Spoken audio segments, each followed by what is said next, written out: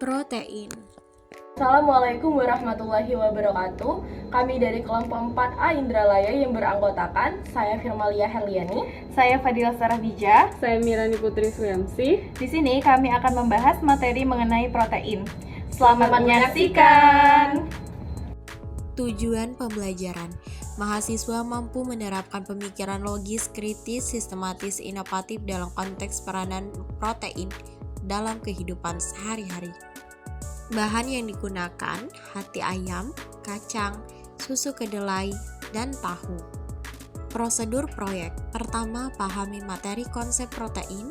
Yang kedua, tentukan bahan pangan yang akan dijadikan sampel. Yang ketiga, dokumentasikan bahan pangan. Yang keempat, lakukan pengeditan video dengan baik dan menarik.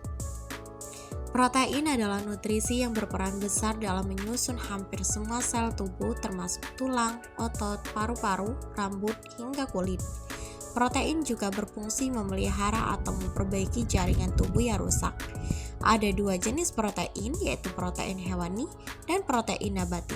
Protein hewani berasal dari sumber-sumber hewani seperti daging, telur, dan produk susu. Sedangkan protein nabati dapat ditemukan dalam kacang-kacangan, biji-bijian, dan sayuran.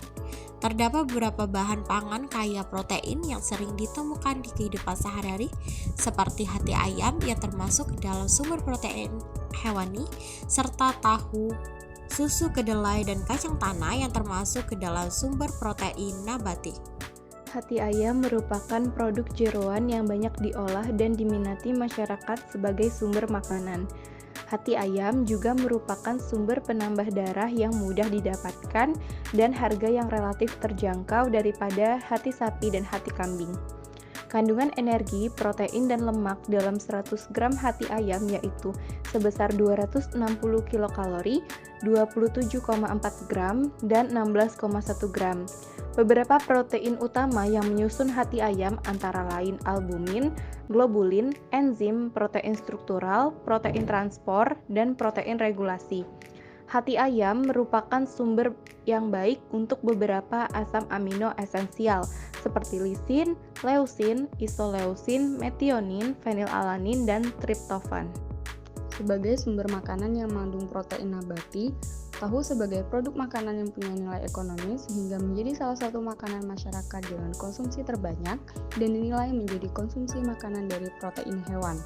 Nilai kandungan gizi pada 100 gram tahu terdiri dari 68 kilokalori energi total, 7,8 gram protein, 4,6 gram lemak, 1,6 gram karbohidrat, 124 mg kalsium, dan 63 mg fosfor. Sehingga dengan kandungan nilai gizi sebanyak itu, tahu bisa menjadi makanan pengganti protein hewani. Kandungan gizi dalam 100 gram juga diperinci atas 70-90% air, 5-15% protein, 4-8% lemak, dan 2-5% karbohidrat. Tahu sebagai salah satu makanan protein nabati dengan kualitas kandungan terbaik, dinilai memiliki struktur komposisi asam amino tertinggi.